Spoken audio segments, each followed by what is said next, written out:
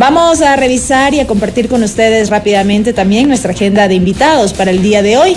A las 7 de la mañana estaremos generando un diálogo acerca del caso Leti Cando y las cifras indetenibles de femicidios y violencia de género. Nos acompañarán Jessica Jaramillo, presidenta de la Fundación contra la Violencia de Mujeres, Niños y Adolescentes; Geraldine Guerra, presidenta de la Asociación Latinoamericana para el Desarrollo Alternativo; y el periodista Raúl Zavala.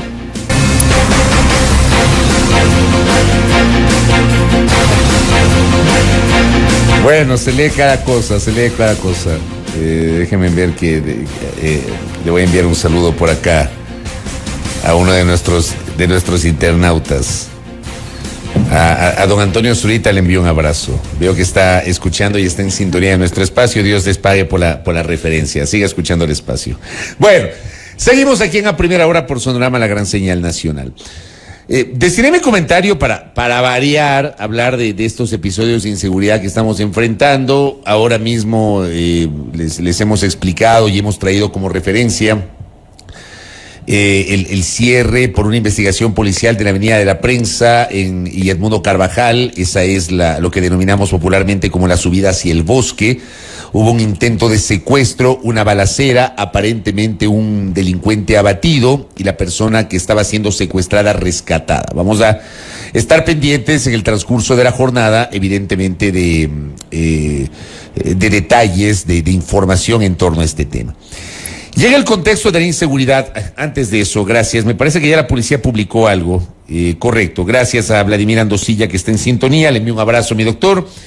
Me acaba de enviar el tuit de la Policía Nacional, que lo publicó hace 2 minutos. Gracias, doctor.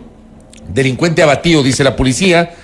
Tras enfrentamiento armado, servidores policiales, mediante el uso legítimo de la fuerza, frustraron posible secuestro express en Avenida de la Prensa y Edmundo Carvajal. La víctima fue liberada y se encuentra a buen recaudo. Unidades especializadas se encuentran en el sitio realizando el levantamiento de indicios. Noticia en desarrollo. Esto es lo que ha informado la Policía Nacional, información muy fresquita. En el contexto de la inseguridad, yo he querido, y con el equipo hemos querido esta mañana de miércoles retomar nuestras tertulias para analizar en el contexto de la inseguridad lo que está pasando con las mujeres, los casos de femicidios, los casos de violencia. Y hubo en los últimos días un crimen. Yo leí una nota que publicó el portal Primicias que, créanme, se me puso la piel de gallina. Y lo primero que se me vino a la mente, y les digo con absoluta sinceridad, es mi hija. Yo tengo una hija de va a tener 28 años mi hija. Se me vino a la mente mi hija al leer los detalles a los cuales tuvo acceso el portal Primicias del brutal crimen de una enfermera de Leti Cando, una enfermera de 33 años, violada, apuñalada y desmembrada tras salir de una fiesta con una amiga en el norte de Quito. Esto ocurrió la noche del 2 de septiembre. Ella acudió a una fiesta, fueron a un bar, conocieron a un sujeto, Johnny Caiza, entiendo que se llama este tipo, quien ofreció continuar con la fiesta en su casa, ubicada en el barrio Bellavista Alto. La víctima y otras personas aceptaron la invitación. Según versiones de los testigos, Leti se quedó dormida en una habitación del domicilio de Johnny y los demás se retiraron del sitio. Después de eso, los familiares no volvieron a saber más de Leti y reportaron su desaparición. Tras entrevistar a los testigos, el personal de la DINASER acudió a la vivienda donde ocurrieron los hechos. Los agentes encontraron manchas de sangre por todo el cuarto y rastros de una fogata con la ropa de Leti quemada. La policía detuvo a Johnny, quien al principio negó ser el autor del crimen. El jueves 7 de septiembre la policía tuvo acceso a los videos de las cámaras de seguridad de la zona, en donde se ve a Johnny llevar los restos de la mujer en sacos. La noche del domingo el sujeto hizo 5 viajes entre las 21 horas y la 1 de la mañana, de lunes, para llevar las partes del cuerpo desmembrado hasta el parque Huanguitagua, a unos 500 metros de su vivienda. Según la policía, el hombre juntó los restos y los sepultó en el parque. Esto parece una historia de terror. Es una historia de terror. En las cámaras también se ve que llevaba palas y picos, herramientas que usó para hacer la fosa. El sospechoso terminó confesando el crimen y en el lugar en el que enterró a la enfermera. Criminalística confirmó que Leti fue violada, apuñalada y desmembrada en 7 partes. De terror. Está aquí con nosotros Jessica Jaramillo. Ella es la presidenta de la Fundación contra la Violencia de Mujeres, Niños y Adolescentes, Quiero agradecer a la doctora Jaramillo por acompañarnos. Está conectado vía telemática nuestro colega Raúl Zavala, que también ha hecho referencia y seguimiento a casos de femicidio. Y estamos a la espera también de que se conecte Geraldine Guerra, presidenta de la Asociación Latinoamericana para el Desarrollo Alternativo, para conversar justamente con ella sobre estos temas. Quiero agradecer tanto a Raúl cuanto a Jessica por aceptar esta invitación y pedirle a Jessica primero una reacción sobre este horrendo, pavoroso, espeluznante crimen que acabo de referir. Doctora, bienvenida. Buenos días, Fabricio, a la audiencia, a Belkis, buenos días, muchas gracias por la invitación. Bueno, realmente esto es un tema que lamentablemente no es el único caso, no va a dejar de ser el único caso, no van a dejar de ocurrir estos hechos porque haya ya una noticia en esta primera plana, digámoslo así, ¿no? Creo que es importante trabajar mucho en prevención de violencia. Una de las cosas que nosotros hacemos desde la Fundación contra la Violencia, FUCVI, es precisamente ahora trabajar en prevención, cómo prevenimos la violencia, cómo evitar llegar a ser víctimas de la violencia física, psicológica, sexual y también de la violencia tan macabra como este hecho. Aquí hay un tema que va mucho más allá de la inseguridad. Aquí, sin duda, y yo leía referencias del caso, este señor ha tenido problemas también psiquiátricos, ¿no? Y lamentablemente no ha habido un abordaje sobre eso. Y cuando no hay un abordaje sobre eso, cuando no hay un tratamiento, cuando no hay una alerta por parte del propio sistema de salud, por parte del propio sistema de justicia, lamentablemente estos hechos suceden. Esta persona, que es el asesino, ha tenido incluso una indagación previa anteriormente por acoso y hostigamiento a una mujer, y obviamente esa indagación previa, como muchas en el país, lamentablemente se quedan ahí, los fiscales no investigan, y una de las cosas que nosotros permanentemente nos quejamos, porque nosotros hacemos un trabajo de contención, de terapia, pero también de acompañamiento jurídico a las víctimas de violencia, es decirles cómo puede ser posible que un agente de la Policía Nacional les llame a la víctima a decir, bueno, ¿va a continuar o no va a continuar con el proceso? Porque si no va a continuar, voy nomás a poner la recomendación del archivo, ¿no? Entonces, eso es una de las cosas que no está en el procedimiento y que es la Policía Nacional la que falla. Es un trabajo deficiente. Eso hace. Es un trabajo deficiente del órgano auxiliar que está alrededor de la Fiscalía, que es obviamente la Policía Judicial, que no siempre hace el abordaje de manera adecuada. Entonces, claro, tienes miles de casos. Lo que hace el fiscal cuando recibe el caso es decir, voy a mandar a que haga las indagaciones el agente de la Policía Judicial, y esto muchas de las veces se demora meses y meses, o a veces cambian de agente, o a veces simplemente no hay contacto de ninguna naturaleza y se permiten poner un informe diciendo que no han logrado contactar a la víctima. Lo que da cuenta que no estamos preparados para atender este tipo de realidades que tenemos en el país. Así es, no hay una formación adecuada y no hay un trabajo adecuado, no hay el cumplimiento de protocolos y normativas adecuadas por parte de quienes deben tener esa formación. Muchas de las veces la formación de los propios agentes policiales no les permite ni siquiera poder sentarse en una audiencia de juicio. En algunos casos, hay otros casos en donde sí hay buenos agentes, pero en otros casos hay agentes que no logran ni siquiera sostener su propio informe dentro de una audiencia de juicio. Entonces, todas esas cosas tienen que ir alrededor de este fortalecimiento de capacidades que deben tener los órganos auxiliares del sistema de justicia, en este caso como es la Policía Judicial, los agentes que están allí, y obviamente tener las herramientas necesarias para poder investigar de la manera más rápida. Justicia que tarda, lamentablemente no es justicia. Y se podía haber prevenido si esta persona habría sido procesado previamente, ¿no es cierto? A lo mejor otra víctima se hubiera salvado. Lamentablemente no estamos en esa condición. Ha sucedido un hecho atroz. No podemos culpar a la víctima.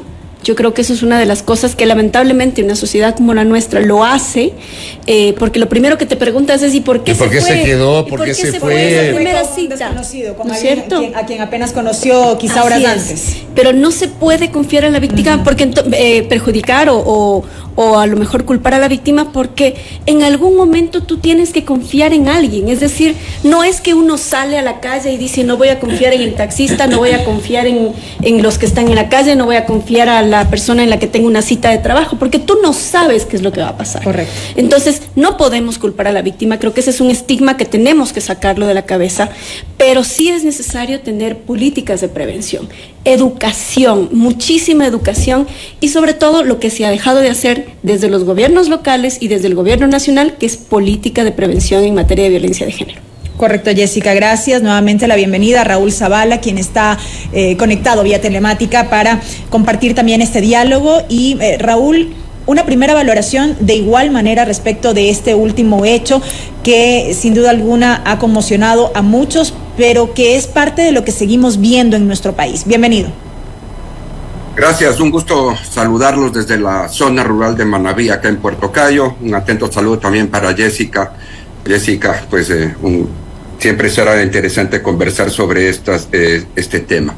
En la redacción, cuando ejercí el periodismo, siempre teníamos una pregunta fundamental. ¿Se pudo evitar? ¿Se pueden evitar este tipo de situaciones que ahora lo estamos comentando nuevamente porque esto es repetitivo? Creo que ahí el tema es, y algo que a partir de eso comenzamos a trabajar en algún momento, y yo ya después a título personal, era cómo están estructurados los sistemas de alerta. Allí yo me di cuenta de algo que es importante y que es parte de todo este escenario de Ecuador. Nosotros no trabajamos sobre gestión de riesgos, y hablo en términos generales, no como el tema para prevenir desastres o situaciones paralelas. Y realmente en este escenario de los femicidios no hay un sistema de alertas que nos permite entrar en algo que cuestionado por algunos, que se llama el precrimen. Es decir, cómo nos podemos anticipar para poder prevenir estos delitos. ¿Hay cómo, Raúl, pregunto, hay cómo generar esas alertas tempranas que usted lo viene planteando desde hace 4 años? Hay un artículo que usted publicó y esa fue una de las motivaciones por las cuales generamos esta invitación, usted con su conocimiento. Pero, ¿se puede plantear esas alertas tempranas para estos casos? Sí, definitivamente sí. Lo primero, nosotros no podemos estar aislados. Yo me recuerdo el caso, y este fue uno de los detonantes, el caso en 2017, el caso de los 2 niños que fueron envenenados por su padre. La madre murió allá en Puerto Viejo. ¿Se pudo prevenir eso? Claro que se pudo prevenir, si es que dentro de la institución se hubiese dado seguimiento. Recordemos que antes había unos departamentos que se llamaban de trabajo social y que se encargaban de ir viendo qué ocurría con la gente que trabajaba. Todo eso desapareció. Una alerta temprana en las escuelas. ¿Qué está ocurriendo en las escuelas? ¿De qué actitud toman los profesores con respecto a lo que ven en los niños? Y eso está establecido en nuestros lugares de trabajo. ¿De qué maneras actúan, ahora les llaman departamentos o direcciones de talento humano? ¿De qué manera hacen seguimiento a lo que ocurre con sus trabajadores? Y 2, y hay un estudio sobre eso muy bueno, que es el de las universidades. ¿Qué está ocurriendo en las universidades de Ecuador? La Universidad de Piura hizo este trabajo el año pasado lo publicó ya. ¿Y qué es lo que una de las situaciones que establecían en la universidad, en las universidades de Ecuador? 34 de cada 100 estudiantes universitarios han sido agredidas por su pareja o integrantes de la comunidad universitaria como compañeros docentes o autoridades. ¿Qué estamos haciendo dentro de las universidades para poder tomar esos datos? Y aquí sí, tomar una materia que es o una ciencia que es la de la criminología por un lado, y la otra, las matemáticas. Todos estos casos, todas estas situaciones se pueden convertir en, llamémosles, en números para poderlos mapear. Y uno con eso ya puede ir estableciendo qué es lo que está ocurriendo en el escenario. Y el sistema judicial, por supuesto. ¿Sí? Las estadísticas del sistema judicial hasta donde yo he visto, Jessica conoce mucho más sobre esto, son extremadamente lineales y no se puede hacer ningún análisis con números o estadísticas extremadamente lineales. Déjeme quedarme ahí, Raúl, porque quisiera que Jessica sustente esto que acaba usted de señalar. ¿Qué significa estadísticas lineales, Jessica? ¿Cómo se entiende eso que plantea Raúl? Es decir, lo que tiene Fiscalía y Sistema de Justicia son, en el caso de Fiscalía, número de denuncias, es decir, las denuncias que existen, que se hacen por uno u otro tema que en el camino pueden ir cambiando. Es decir, si tú presentas una denuncia de violencia psicológica, puede que más adelante esto se transforme en una violencia física o que en lugar de ser una violencia física sean lesiones. Y el tratamiento o abordaje de las lesiones no es igual que un delito, en este caso violencia intrafamiliar. Luego tienes otra cifra que es importante tener, que no la tienen, por ejemplo, el Distrito Metropolitano de Quito no tiene cifras sobre cuántas medidas de protección pides en el ámbito administrativo. Juntas de protección de derechos de mujeres, juntas de protección de derechos de niños, niñas y adolescentes. ¿Cuántas denuncias se reciben? No tienes una estadística porque el sistema en juntas de protección de derechos sigue siendo manual. Si tú vas a una junta, lo primero que te reciben es como un cuadernito y en el cuadernito siguen anotando cómo van llegando el número de denuncias y por lo tanto tener una cifra real sobre eso, que no hay archivos digitalizados, es muy difícil. Luego vas, ¿no es cierto?, al sistema de unidades de violencia. Es mucho más fácil porque son las unidades de violencia, por lo general tratan temas que son contravenciones de violencia intrafamiliar y contravenciones en general que tienen que ver con violencia intrafamiliar, ¿no?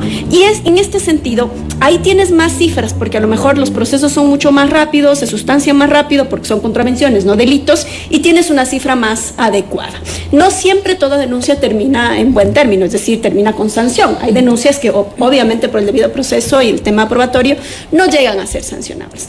Pero el número de medidas de protección que se otorgan a los ciudadanos y a las ciudadanas es necesario tenerlo claro, porque eso te va diciendo cuál es la alerta que vas teniendo, ¿no es cierto? Quito, por ejemplo, es una de las ciudades que mayor violencia intrafamiliar tiene, llamadas del 911 los viernes y sábados principalmente, fines de semana. Y entonces, ¿qué hacer con esa cifra? Esa cifra te sirve para que el gobierno local y el gobierno nacional realice una política. Esa política debe estar enfocada en dos hechos. Primero, rutas y protocolos de atención para saber qué hacer. Mucha gente no sabe qué hacer cuando vive un hecho de violencia, no sabe que está viviendo un hecho de violencia psicológica, muchas de las veces. Porque mucho es normalizado. Así es, porque mucho es normalizado y a veces venimos con el chip, ¿no es cierto?, de pequeño, de que tienes que hacer esto, tienes que hacer lo que te digan, o tienes que hacer caso a tu esposo porque no tienes absolutamente nada más. Entonces, esas cosas muchas de las veces no son denunciables porque no se da cuenta la víctima que está viviendo aquello. Y luego, en el gobierno local y en el gobierno nacional deberían trabajar también en la atención inmediata, en el eje de atención y acompañamiento psicológico. ¿Por qué es importante esto? Quito es una de las ciudades que más suicidios presenta a la fecha. Y creo que esto es una temática que hay que abordarla con seriedad porque se puede prevenir. Y se puede prevenir tanto el suicidio, se puede tratar la depresión para poder tener una mejor calidad de vida, pero también se puede hacer un acompañamiento a problemas que pueden ser trastornos, que muchas de las veces son detectados y no son asumidos. Es decir, cuando una persona tiene una obsesión con otra persona, eso puede ser parte de un trastorno que no lo está asumiendo como tal y que no tiene terapia o acompañamiento. Y obviamente en los episodios de la vida diaria hay que tener un acompañamiento para que los hechos dolorosos que uno vive como ser humano no se conviertan en un trauma permanente. Entonces, obviamente yo no soy psicóloga, pero trabajo mucho con temas de violencia de género y me va permitiendo un poco entender cómo es de necesario tener tanto un acompañamiento en la parte judicial como en la parte psicológica que nos permita tener una mejor salud mental, que va a ser tener una mejor calidad de vida. Correcto, Jessica.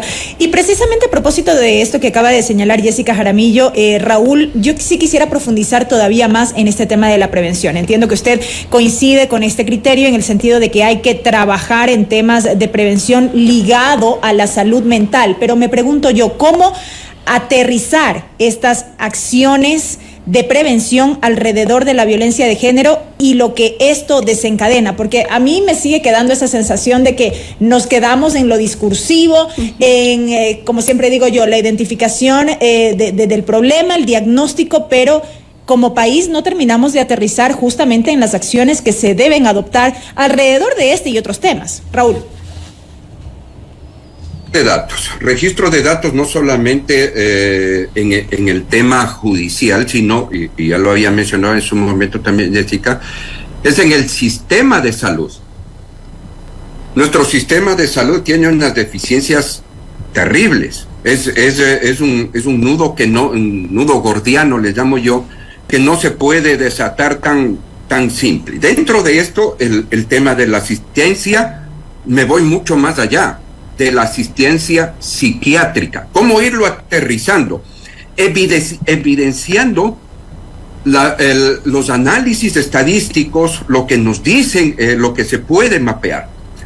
Me acuerdo hace algún tiempo, igualmente yo le pregunté a Jessica y le dije, Jessica, ¿cuánto cuestan los femicidios al Ecuador? Y nos habíamos quedado en irlo averiguando. Recién accedí a una cifra que es aproximadamente el 2% del Producto Interno Bruto. ¿Cuánto les está costando a las empresas, voy a llamar en el sector privado, la violencia intrafamiliar? Tenemos tal vez ese registro. ¿Qué es lo que está registrando el Seguro Social, por ejemplo, en estos casos? ¿Tiene algún sistema de estadísticos de monitoreo de trabajo? Creo que no. ¿Cómo es la atención psicológica cuando uno va al Seguro Social, a los que estamos en este sistema? Entonces, ¿cómo irlo aterrizando? Revelando cifras. Por ejemplo, ¿sabemos nosotros cuánto le cuestan los siniestros viales al Ecuador? Cada víctima, en este caso, cuesta $30,000. Hay estudios sobre eso. Es decir, el 3% del Producto Interno Bruto del Ecuador se va en los siniestros viales y todo el aparataje que mueve. Quizás suene muy duro decirlo y apelo a su comprensión. En términos financieros, ¿cuánto costó todo lo que movió alrededor del crimen de la actual víctima que estamos ahora discutiendo y que ha desatado nuevamente este problema? Y cada uno de los casos que podemos ir enlistando.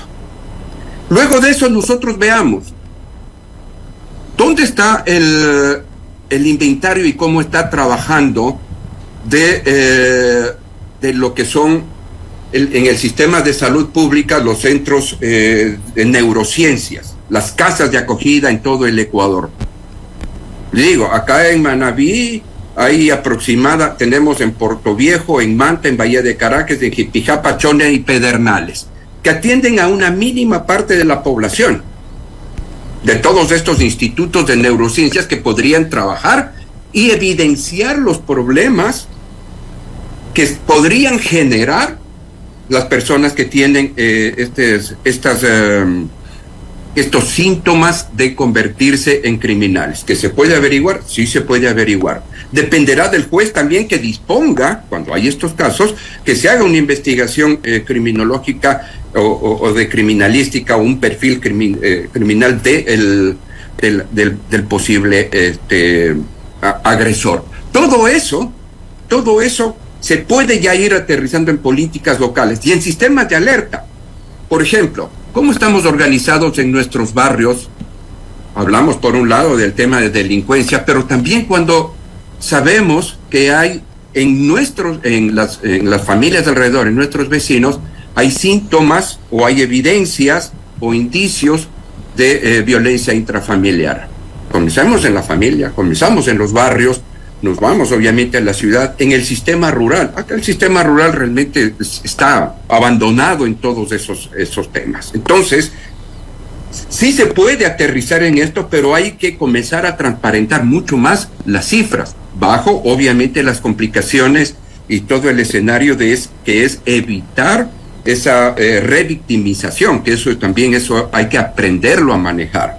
Entonces, y por el otro lado, desde el periodismo, desde los medios de comunicación, ¿cómo estamos haciendo el tratamiento de este tipo de informaciones? Para no quedarnos única y exclusivamente en lo mediático, en el escándalo, en el clickbait, y demás aspectos. Por ejemplo, Raúl, a ver, yo durante más de 2 décadas fui reportero. Reportero de calle, reportero de cobertura, y claro, en múltiples ocasiones también me correspondió cubrir notas de Crónica Roja. Digamos, mi formación es en el periodismo político, legislativo, pero en el periodismo cubrimos de todo. Y en múltiples ocasiones me correspondió cubrir notas de Crónica Roja. Y claro, yo he sido muy crítico durante mucho tiempo sobre la forma como los periodistas tratamos los temas de Crónica Roja, porque la Crónica Roja es un género que está allí, que hay que cubrirlo, que hay que informar, la sociedad merece saber lo que está pasando, pero yo creo que hay mecanismos y formas para el tratamiento de esa Crónica Roja. Y hablando de eso, le quiero agradecer a la docente, a la académica Andrea Velázquez Benavides desde Loja, que justamente me acaba de enviar un documento. Mira, Raúl, que lo acaba usted de traer a colación, y justo me envían un documento que dice informe de la cobertura informativa de violencia, análisis de las noticias de Crónica Roja en el Ecuador, que ya lo voy a revisar, es un documento extenso, pero me parece interesante porque Raúl ha tocado esto que tiene que ver con el tratamiento de las notas de Crónica Roja, y dentro de eso cómo se tratan los temas de femicidios. Y ahí le pregunto a Jessica, si es que ha cambiado el chip del periodismo y de los medios al informar sobre femicidios asociado a la Crónica Roja, o se lo sigue manejando como una nota común y corriente de Crónica Roja, y lo digo así porque es parte de lo que uno muchas veces cubre en las calles. Jessica Jaramillo. Bueno, realmente hay un matiz. Yo creo que es importante decir que hay un matiz, y ya al menos los periodistas no te dicen, cuando anuncian Crónica Roja, no te dicen esto fue un crimen pasional, que es lo que antes se justificaba, ¿no?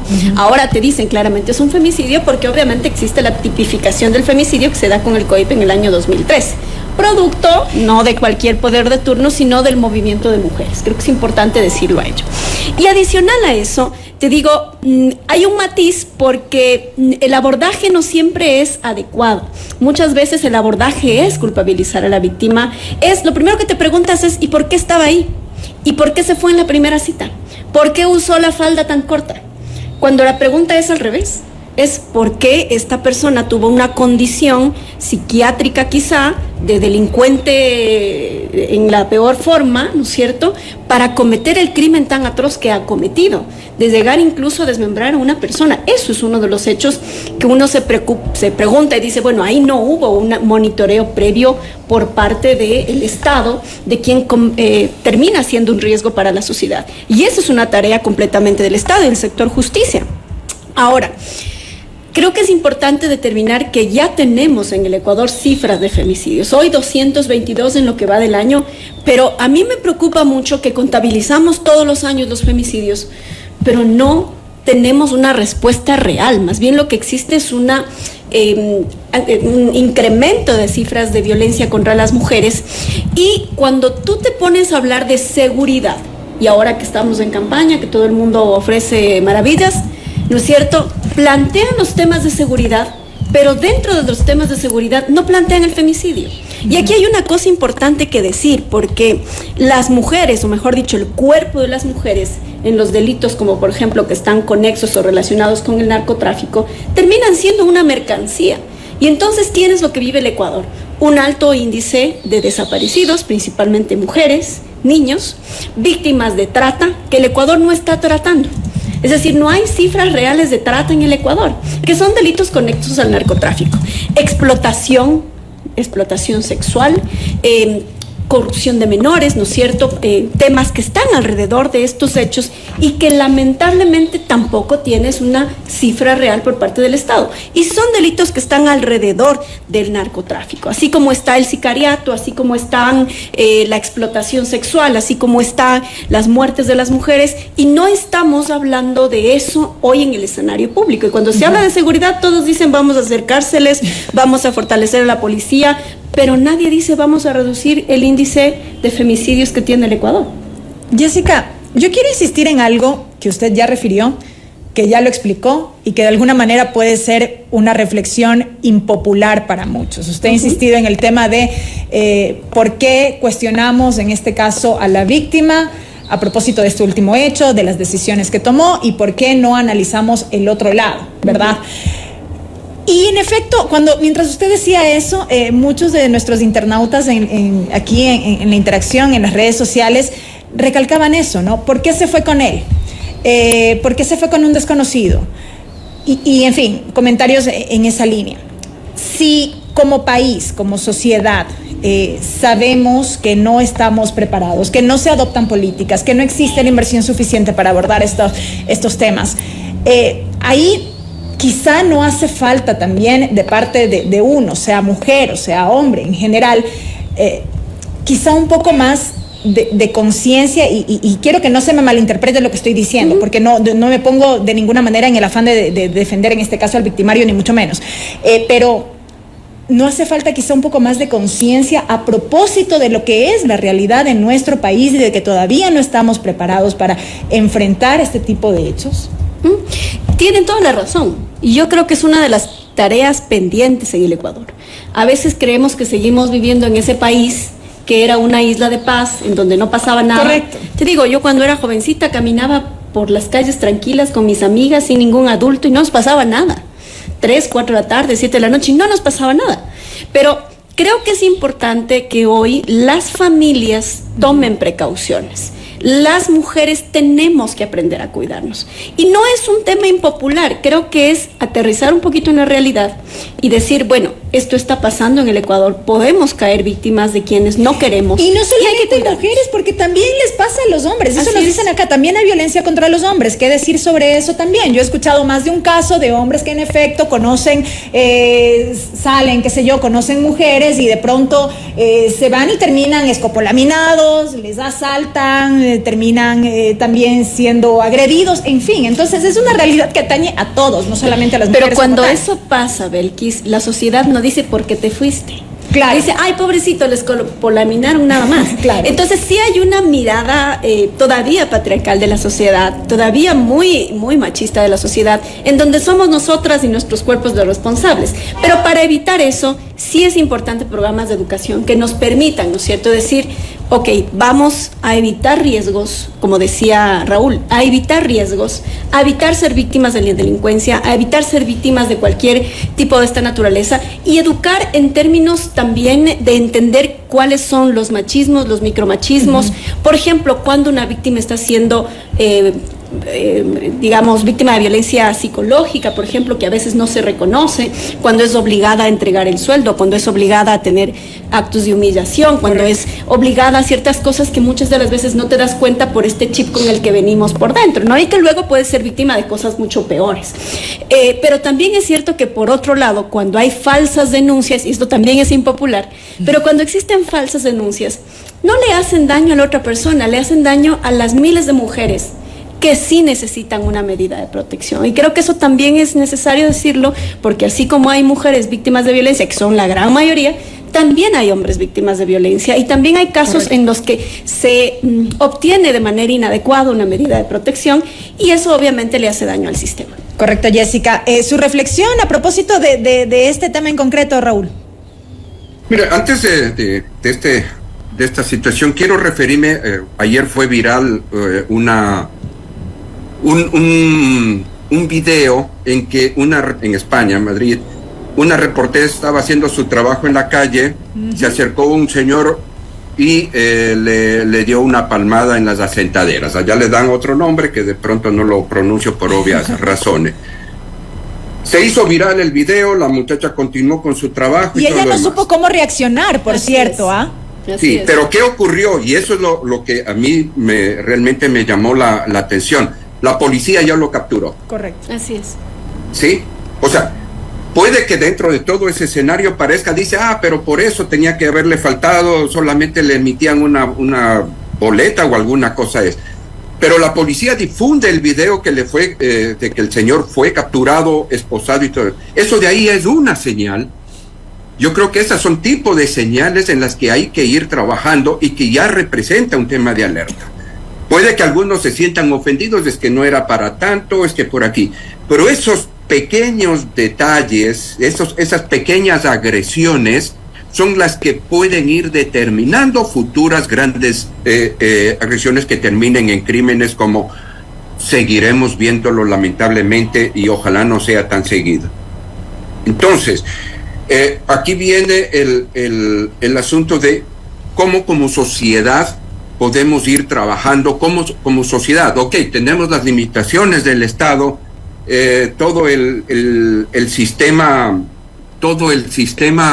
público realmente está colapsado, que además enfrenta un grave problema y que evita que esto continúe, que es el austericidio provocado por quienes tienen ese estadofobia.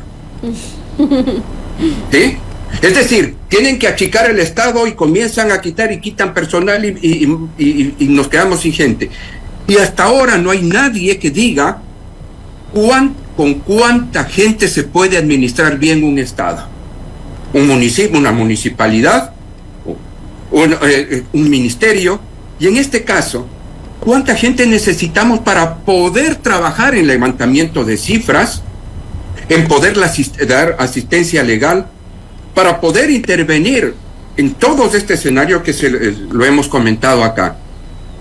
¿Acaso solamente la tecnología nos servirá o necesitamos el concurso de muchos más humanos? Entonces, si nosotros como sociedad civil no comenzamos a profundizar en la organización barrial para solucionar todos estos inconvenientes, poderlos afrontar, porque ya las instituciones del sector público están extremadamente limitadas, sobrepasadas, no tienen como más, funcionarios que realmente han perdido ya su estímulo de trabajo, y si lo hacen es porque no hay más. Un sector privado que está aislado de estos problemas, que realmente prefiere virar la cara y decir aquí no me pasa nada, no, que no se haga problema, y todo este tema. Entonces, organización barrial. ¿Queremos detener a la delincuencia? Sí, organización barrial. Porque además es lo que permite también establecer estas alertas. No sé, como vecinos estamos viviendo aislados. Y no sabemos allá lo que pase con el vecino, lo que pase con el colega, no, eso es un asunto personal. En las universidades, yo creo que el punto de quiebre de todo esto está en las universidades. ¿Cuál es realmente el aporte de las universidades? Por ejemplo, nosotros no sabemos de qué manera se está traficando drogas al interior de las universidades. Y los rectores se molestan con eso. Nosotros en las universidades hay muchos indicios y no se ha logrado todavía establecer los sistemas de trata de personas al interior de las universidades y de los colegios también. La situación es extremadamente... Pero eso no está visibilizado porque tenemos miedo de esa verdad. Porque el sistema mismo ya no quiere más problemas. Los funcionarios no quieren afrontar problemas. Sus equipos de comunicación se resisten, tienen una animadversión a los problemas tremendo, cuando el verdadero servicio público es la solución de problemas. Usted ha citado el tema de la convivencia ciudadana y es verdad, yo creo que eso lo hemos perdido, es parte de lo que está ocurriéndonos como sociedad. A veces ni entre vecinos nos conocemos y apenas nos saludamos. Oiga, Raúl, hay una nota que usted en su momento refirió sobre el brutal asesinato de Rosa Almiño. Así es. Esto pasó en Manabí. No, eso pasó en Quevedo. Ya, ¿en qué año fue esto? Eso fue en el año 2015, si es que no me falla la memoria. Rosa Almiño era una enfermera, tenía sus problemas con su pareja, entraron en el tema de divorcio, tenía que pagarle una cuota, y el señor la mandó a matar. ¿Cuánto cobró el asesino por esto? $50. Le atraparon al asesino, fue sentenciado, y el que contrató estos servicios pues desapareció, no se sabe nada de él. El niño quedó al cuidado de sus padres. Digamos, el niño vio a la madre morir. Fue uno de los casos que ayer me llamó la atención, jamás se hizo mediático, simplemente fue una nota más. Y yo lo tomé a eso también como otro de las evidencias que de esta dispersión de este tema, de cómo vamos manejando nosotros la información en términos generales, y lo que ha ocurrido en Quito en los 2 últimos casos graves y que ha trascendido, pues no son nada comparados con lo que ocurre en la Amazonía, en la zona rural, donde también las situaciones son graves, pero la información se queda ahí. Entonces solamente a veces pensamos que todo está concentrado, y aquí sí hay un centralismo informativo, en Quito, Guayaquil, donde existen la mayor cantidad de audiencias y donde las personas reaccionan más a las situaciones, pero informativamente nos vamos quedando solamente en esos casos que se vuelven más clickbait, ¿sí? Entonces, esto pasó con Rosa Almiño, que ahí me dejó sorprendido, y realmente comencé a tratar de ver qué más se puede hacer. Ahí el tema de las alertas tempranas, de crear este sistema de alertas tempranas, de ir pensando en algo que mucha gente dice que es ficción, que es el precrimen. Y es decir, se pudo evitar. Y esto en redacción, en las salas de redacción, siempre será importante irlo trabajando.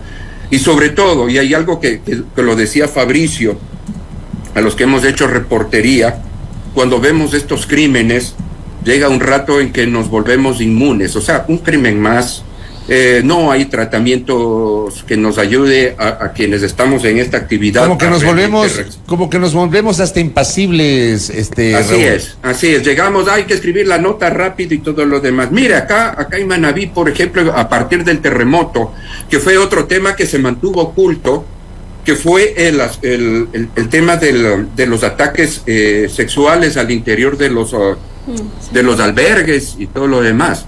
Nunca se supo, nadie quería dar información, nadie quería hablar, todo era oculto, todo pasaba. Y la otra cosa, tampoco se les dio asistencia psiquiátrica y psicológica a todos aquellos policías, bomberos, voluntarios y personas que trabajaron.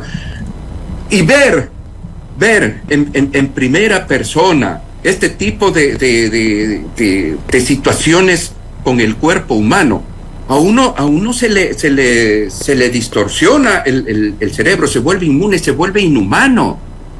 No hay muertos del día de hoy, no hay noticia. Busque el muerto y traiga el muerto de donde quiera. Eso me pasaba a mí, alguna vez me pasó en un canal. Cada que yo estaba de turno el fin de semana, para mí era un suplicio, porque me decían, yo daba mi listado de notas, ¿no? El fin de semana. Y no hay muertitos, me decían. Sí. O sea, que había que subir a la morgue y buscar notas de muertitos, así me decían. Nos amanecíamos, no había los teléfonos celulares ni las cámaras. Les tocaba a uno amanecerse en el hospital esperando que llegue alguna víctima de algo. ¿Sí? Porque había esa exigencia. Muertos. Oye, entonces, en las redacciones nos vamos psicoseando, y lo mismo me imagino que debe estar pasando con los policías, con los bomberos, con todo este personal que trabaja en asistencia técnica. ¿Saben ustedes lo que es encontrar un cuerpo desmembrado o una escena con sangre? Se lee y se ve todo este tipo de situaciones. Para la mente humana se dispara. Correcto. Entonces, y lo mismo ir trabajando, quizás ahí también podemos ir detectando y poder ir armando este sistema de alertas tempranas, porque hay que trabajarlo con matemáticas. Esto de aquí es armar ecuaciones y ponerlas en el puesto y poderlas procesar. Y pues tendremos unos mapas muy que no se puede hacer. Sí se puede hacer. El fenómeno del Niño se lo descubrió con exactamente establecido usando matemáticas, ¿sí? Los problemas en Bogotá, el famoso exalcalde Antano Maucus, ¿cómo encontró los problemas de violencia en Bogotá? Con matemáticas, y aplicó todo este sistema de ecuaciones para poder solucionar, pues, los problemas de violencia, y se logró. Correcto. Bajó bastante la violencia. Entonces, sí se puede. Ahí digo, será a veces que necesitemos nosotros pedir a la Escuela Politécnica Nacional, ahí hay muy buenos matemáticos, que ayuden a matriciar todos estos problemas, todo esto, y poder generar este sistema de alertas. Ya lo estamos haciendo con lo del fenómeno del Niño. Significa que eso sí se puede traspolar a estos problemas de violencia intrafamiliar y de todo lo que nos está pasando. Correcto, Raúl. Y rápidamente, Jessica, luego de este extenso análisis, yo concluyo en que seguimos anhelando que exista una verdadera voluntad política, voluntad de los gobiernos de turno, de la sociedad misma en su conjunto, para poder atender esta realidad, porque si bien la tarea casa adentro como familia sin duda alguna es importante, es fundamental, no termina siendo suficiente. Así es, Belkis, no es suficiente porque no hay una comprensión de la problemática desde el Estado y desde los gobiernos locales que tienen la competencia de prevenir la violencia de género. El municipio de Quito, por ejemplo, tiene una Secretaría de Seguridad, deberían ya estar armando todo el paquete en tema de prevención. No es que no se puede hacer. En el 2012 yo misma hice una consultoría para el municipio de Quito sobre georreferenciación del delito y georreferenciación de la violencia intrafamiliar. Nunca se aplicó. Sí se puede, lo que decía Raúl, sí se puede hacer georreferenciación del delito para saber en qué zonas debo intervenir, debo prevenir. Pero hay una cosa que es importante y es el sistema de justicia. La crisis del sistema de justicia a quien más afecta es a las víctimas, evidentemente, porque cuando usted tiene un juicio por violencia de un padre hacia una hija, por darle un ejemplo, ¿no es cierto?, por violación, y ese juicio se demora 3 años, no hay justicia. Porque además sigue libre y con medidas sustitutivas. Entonces, eso es una de las cosas que no se entiende por parte de los jueces, que sí son garantistas y todo lo que usted quiera, pero yo he aprendido en este mundo, y sobre todo en el ámbito jurídico, que si la ley no se cumple, no sirve de nada. Y el problema que tenemos en este país es que los jueces dicen cualquier cosa, pueden emitir una sentencia, pero enseguida sale el habeas corpus, enseguida meten alguna otra acción de protección, ¿no es cierto? Y siempre hay un juez comedido o bien biseteado que puede cambiar las cosas, y entonces las víctimas, ¿dónde quedan? En el suelo. Entonces no hay una protección real y la ley no se cumple. Cuando usted no cumple la ley, lamentablemente la gente dice, bueno, una sentencia nomás no pasa nada. Y si no pasa nada, siguen violentando, siguen acosando, siguen humillando a las víctimas, y eso genera impunidad. Y en el estado de impunidad en el que nos encontramos, jamás vamos a tener ni justicia ni reparación. Por otro lado, la reparación es tan importante como la sentencia. Yo he visto casos de violencia psicológica en donde la reparación es $300, $500, ¿ya? Con sentencias de 2 meses. Hay que reformar esa parte del Código Orgánico Integral Penal que aborda específicamente los problemas de violencia intrafamiliar y de violencia de género. Los procesos tienen que ser expeditos. No puedes tener un tratamiento igual que un delito de robo, un delito de violencia intrafamiliar, porque la problemática es diferente. Y entonces, si no tenemos todo esto armado y si no tenemos jueces probos que hagan su trabajo, fiscales que no abandonen el caso, fiscales que sigan con la investigación, muchas de las veces las víctimas no quieren investigar porque están cansadas, porque psicológicamente están agotadas. ¿Quién tiene que hacerlo? El Estado. Son delitos de acción pública de instancia oficial. Tiene que hacer el Estado, tiene que ser el Estado el que persigue el delito y lo sancione. Pero no tenemos eso. Y como no tenemos eso, es imprescindible una reforma del sistema de justicia, una reforma del Código Orgánico Integral Penal y obviamente que alguien tome en serio lo que poco o mucho podemos hacer las organizaciones de la sociedad civil. En lo poquito que podemos ayudar, ayudamos a cada caso, como podemos, pero no es suficiente. Necesitamos una política de Estado y que inviertan en prevención. Es más barato invertir en prevención que en atención. Ojalá nos estén escuchando. Ojalá. Y cierro en un minutito, en honor al tiempo, con una reflexión final de Raúl, por favor. Gestión de riesgos. Por favor, empecemos a trabajar en la integralidad de lo que es gestión de riesgos. La prevención, sí, sistemas de alerta, sistemas de alarmas. No resulta óptimo tener una simple cámara si esto no va acompañado de una alarma. Todo esto de aquí nosotros podemos irlo trabajando. Es cuestión de pensarlo, de recibir el direccionamiento del caso y pensar que siempre pasa algo. Siempre pasa algo. Aprender a defendernos es importante, ¿sí? Ahora muchas mujeres, lo voy a poner más desde este lado, están aprendiendo defensa personal. Se puede aprender, hay que aprender esas técnicas porque no estamos exentos de que algo nos ocurra y sobre todo, reaprender a vivir en buena vecindad. Los vecinos, la familia, dependemos de eso para poder empezar a recuperar los espacios públicos, que ha sido uno de los grandes problemas que tenemos con respecto a la inseguridad ciudadana acá en Ecuador. Fabricio, muchas gracias. A usted, Raúl, un abrazo a nuestro colega Raúl Zavala desde la provincia de Manabí, que ha estado con nosotros ahora mismo conversando en nuestro espacio, y acá en la cabina Jessica Jaramillo. No sé, entiendo que hubo alguna dificultad, no se pudo conectar Geraldina Guerra, una pena, hubiera sido interesante también interactuar con ella, pero dejamos este tema evidentemente en el tapete de discusión porque hay que visibilizarlo, y agradezco también la interacción de varios de nuestros oyentes, internautas. Me decía la jurista Soledad Montero que varios portales con sus narrativas culpaban a la víctima, hablando del tema del eticando, culpaban a la víctima por salir, por beber, por irse con un desconocido, etcétera.